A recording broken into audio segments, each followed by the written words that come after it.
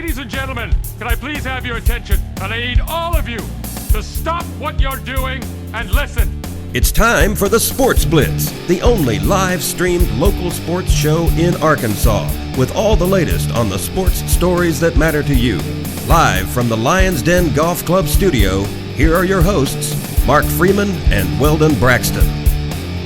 It is a Wednesday on the Sports Blitz, a jam-packed show today. Lots of local sports to talk about. We've got some big news coming on the horizon here on the Sports Blitz. Welcome today on a Wednesday. Mark Freeman, Weldon Braxton, Maddie Lassiter inside the Cogswell Motors studios. May have some exciting opportunities to share with you pretty soon for things that will go on with the Sports Blitz. We're going to be joined here very shortly by Coach Tony Davis, the Clarksville Panthers basketball coach. The Panthers won their 40th straight conference basketball game last night, and it was not easy. 4-point win over Valonia in Pantherland, and it was a good night for the Panther basketball to just – I made the comment that they survived, and I had somebody who tweeted me and was like, I don't know if that was just a survival. It seemed like it was a little harsh. And I said, well, they were just glad the game got over, and that's survival to me. So we'll talk about that. We'll talk about the Super Bowl, talk about Arkansas Razorbacks. We're going to hit some NBA today as Miami, they won last night, but they've had a little bit of a slide recently. Yeah, a little bit of a slide, Mark, and you look at they did beat the Boston Celtics other night, but come back from a long East Coast road trip, didn't go over so well. So we'll talk about what we think about Miami long term. Maybe Dwayne Wade and his injuries. I've got an opinion on that. It's probably a little different than some people's popular opinion, but maybe that's the Heat fan in me. You'll see here in a little bit. We'll talk about Peyton Manning. Is he going to retire after this Super Bowl? There are some whispers, and they're getting louder. We'll see how that turns out. But we are joined now by head basketball coach of the Clarksville Panthers, Coach Tony Davis, who got a 40th consecutive conference win last night against Valonia. Coach Davis, how are you doing? I'm doing good, man. How about yourself? Doing well. It was an interesting game last night. You guys got up somewhere around the neighborhood of 15 points and were able to, as I put it last night, and I don't know if you'd agree, survive because Valonia played a very good game. Oh, no doubt. I mean, Coach Gores did a good job. Their kids come in and never back down. Now I felt like we did a few things for composure and did a few things to allow them to get back to the ball game, but they battled back and took advantage of that.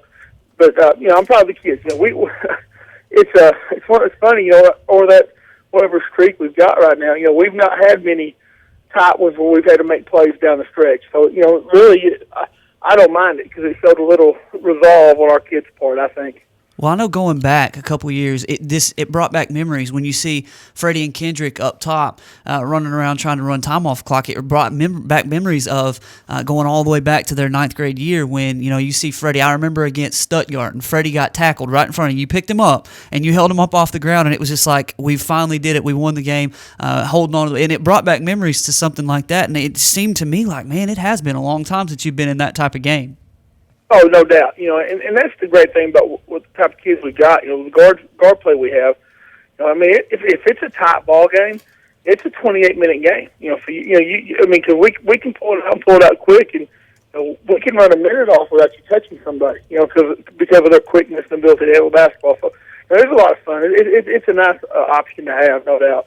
Well, we hadn't really got to what happened last night, and really we previewed a little bit on Monday what's going to happen Friday. And I don't think that either team looked forward last night, but Harrison, your opponent Friday night in the Spook House we've talked about, lost to Alma last night. Now, Alma's a team you beat by 24 points, I believe it was, at Alma. So Harrison, you and Harrison both in dogfights last night heading into a big game on Friday. Oh, no doubt. Alma's a quality team. We went and did what we did basically because of a 20-0 run, to start the third quarter. And they're tough. And they play with a lot of toughness. And Harrison, like I said, it was kind of a trap game for both of us. And we were lucky we pulled out with a win. And I hope it doesn't make Harrison, hungrier and more focused for. Because their backs against the wall. They have decided to win a conference championship just like we do, so it makes that game even bigger for them now. Coach Davis, Weldon Braxton here. Looking back at last night's game against Valonia, what were some things for those of us who weren't there and were able to watch it? What were some things Valonia did to keep that game close? Because I think we can all agree going in, you guys were heavy favorites. But Connor Wilkins, I mean, he comes out and scores 38. You know, I mean, he's the type of kid that we don't have the type of answer for. I mean, he's a big kid, 6'4", that's strong, has got good quickness, and shoots the basketball. And sometimes we struggle with kids like that. And, you know, I mean, also that's about in that in just maintaining composure. You know, I mean, we lost our head there for a little bit, and gave them basically 6 points in one possession to cut the lead from 10 or 11 to 4 or 5. You know, and we just got to make sure that we keep our head, maintain composure, and do what we need to do. You know, don't get too big of a hurry and just get stopped. And something we've done traditionally pretty well. We just kind of, we have, like I said, we haven't been in that position a whole lot last few years, and sometimes we forget how to win a game. Yeah, well, one thing that, from my experience, Coach, that I've seen from coaching football, and one of the best things to do is to self-scout at times, understanding how teams try to consistently attack you. When you look at your basketball team and you look at the games you've played this year, are you seeing a consistent pattern in terms of how teams are trying to attack you, maybe a perceived weakness that you guys have that teams are trying to exploit? Well, I think there's some things that people try to do. Some people try to post our guards and try to do some stuff like that. And, and they've really not had a lot of success with that. I mean, it's really a type of player that we struggle with probably more than anything else. The teams that we've struggled with has had a guy that can kind of just go get stuff on his own. That big, strong, athletic kid that can go get his own. And luckily, not a lot of people have that. But I mean, there's certain things people try to do.